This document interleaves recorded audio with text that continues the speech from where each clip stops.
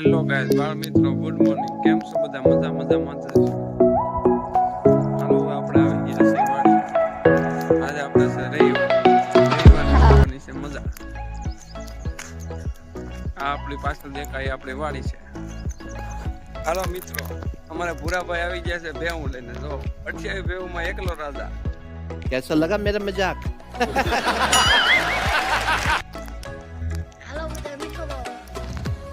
ભૂરાભાઈ લઈને આવી ગયા છે મીઠો માવો. આપણને થોડો ખવડાવશે ભૂરાભાઈ.